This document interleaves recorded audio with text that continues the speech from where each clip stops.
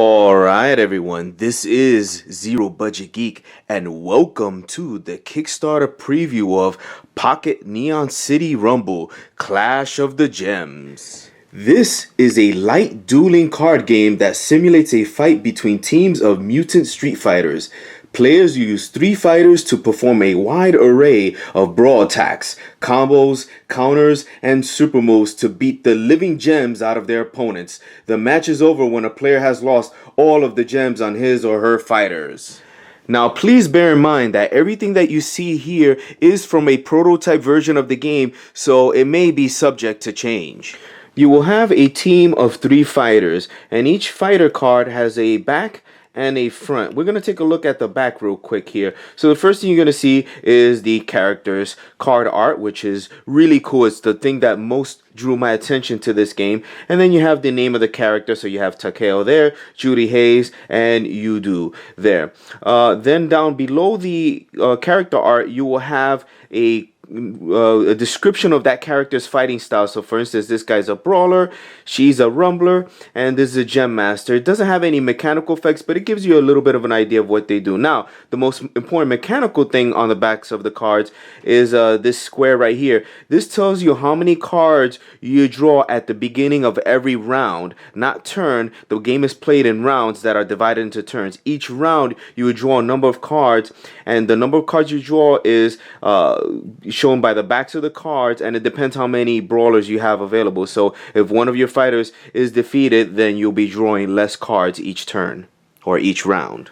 Okay, so here we have the front of the card, which is the part where you're going to be paying most attention to. You have a different card art over here where they have, it's like a chibi version of them. And the most important thing over here is the bottom part of the card. And you're going to see all these little icons here. This is your gem gauge. And throughout the game, you're going to have gems assigned to these spots. But we're going to explain what those are.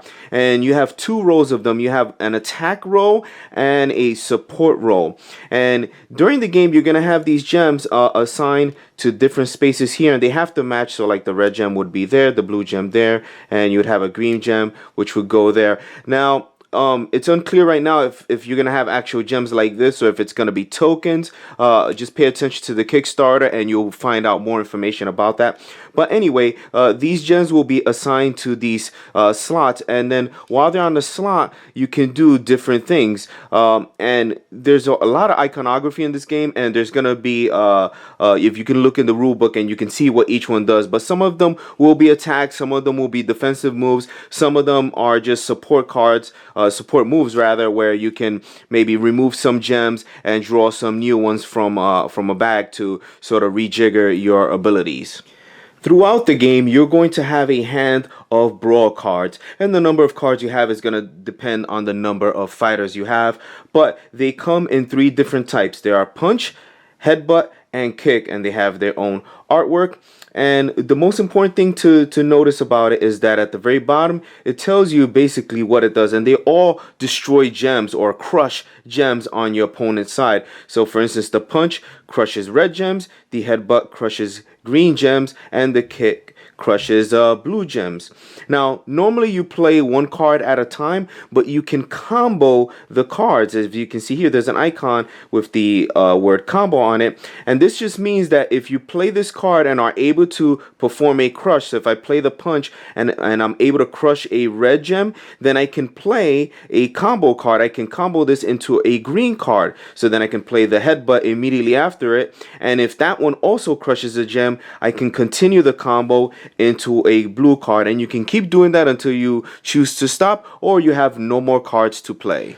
Okay, so let's talk about setting up the game. Now, you can play up to 4 players in this game, but I'm just going to show you for demonstration purposes just a 2-player setup. So you're going to draft characters. You're going to be making a team of 3 fighters, and the way you're going to do that is you're going to do a very basic draft. You're going to flip a coin to determine a start player. That start player will choose their first character from the pool of 10 fighters, and then the other player will choose one, then the next player chooses one, and you keep on until each player has 3 characters. characters. Now, the way you position them doesn't matter, you know. So like this character here in the center, you know, can attack any of my opponent's characters, and any of them can attack me. So the positions don't matter. And it, you know, especially when you have like 4 players and they have, you know, their guys on the side. So then once you've drafted your 3 characters, you're gonna look at the number of cards you draw with the combined characters, and then you're gonna draw that many cards. So in this setup, we will draw 2, 3, 4 cards, and we will draw that many cards at the beginning of every round. Next, you're going to flip over all of your fighters, and you're going to draw 12 random gems from a bag. So they're going to be in here randomly. You're going to shuffle it up and draw 12 random gems. Then from those 12 gems, you're going to put up to 4 on any given fighter. Now you got to remember that they have to match the colored icons here. So you can only put blue gems on the blue icons and green gems on the green on, and so forth. So you can put up to 4 on each one. Now if you are unlucky and don't draw enough to put 4 on each, then you just gotta make do with what you have. This is where understanding the different icons and knowing the different moves that your fighter capable of is very important. So for instance, looking here, we know that this character has a counter move there. He also has a flying kick here that he can use that to destroy all the blue gems on another fighter. We have a palm here that can paralyze an opponent, and then we have an icon here that will let him draw more gems. Now to perform these moves, you have to have a gem already on it, and then you simply announce that you're doing it and remove a gem to perform the action. Some actions actually have this little icon here, which is a link icon. That means if you perform one of the moves, you can immediately perform the other one as part of the action. So here we can do a counter move and also a paralyzing strike as one action. You will need to refer to the rules and or reference cards in order to totally understand what all the different icons are. So once you have your cards in hand and both players have all their gems distributed, you are ready to start. The player who drafted first will take the first turn and will start the round. So like I mentioned before, the game goes in rounds, and during the rounds you're going to be taking multiple turns. So at the beginning of every round, you're going to draw up to your maximum hand size, which is shown on the backs of the cards. And then there are 3 basic things that you can do on your turn. You can attack using your Brawl cards, or you can use a super move from your character, or you can actually choose to do nothing and pass the turn. But usually you don't want to do that. Usually you want to take an action. So I described using the Brawl cards before. You just simply pick which of your characters is going to be doing the Brawl attack. So for instance, I can say that I want Simon here to attack Judy with a kick. And I would put it, you'd actually would want more space. I would put the kick in front of him to show that he is performing that action. Now, if she has some kind of defensive super move that she can do it at this time. But let's say she doesn't, so I would just crush that gem and we remove it from the opponent's card. Now, if a character loses all of their gems, they are permanently eliminated from the game, and that's how you win. You want to remove all of your opponent's guys. Now, not only do you lose a guy, but whenever a character is eliminated, you're going to lose the amount of cards that you would normally draw for that character, as well as an action.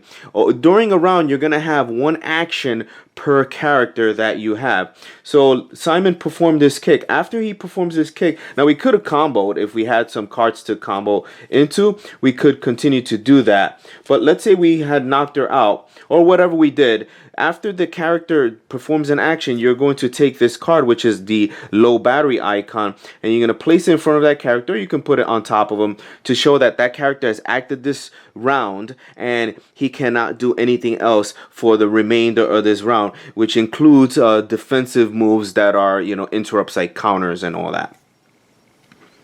Here's an example of a super move. Let's say it's my turn and I decide I want to do a move with Tiny here. I can remove this gem here. Now, removing the gem puts him one step closer to death because he has less gems on him. And if you have no more gems, you are eliminated. But in this particular case, I want to do it because I'm doing this flying kick attack, which destroys all the blue gems on one opponent. So I can choose this opponent over here to kill and destroy all three of these blue gems that he have here. So part of the strategy in this game is learning to get the most effect out of your gem usage, because there's not a lot of ways to get them back, so you want to be as efficient as possible. After performing that super move, I would put a low battery icon on Tiny to show that he has acted that turn. Now, whenever you perform an action, you resolve that action and then you pass the turn to your opponent. So in this case, I can't do two actions in a row with two characters, so in between my opponent would have been able to do something. So you perform one action, be it attacking with a Brawl card or using a special move or doing nothing, but then you pass it over to your opponent, who will get a chance to do something, and then you will keep going back, taking turns until either you both have no more moves to do or you both pass. At that point, that is the end of the round. At the end of every round, any Brawl cards that you have left over that you have not used will get discarded. And then at the beginning of the new round, you will draw back up to your maximum hand size.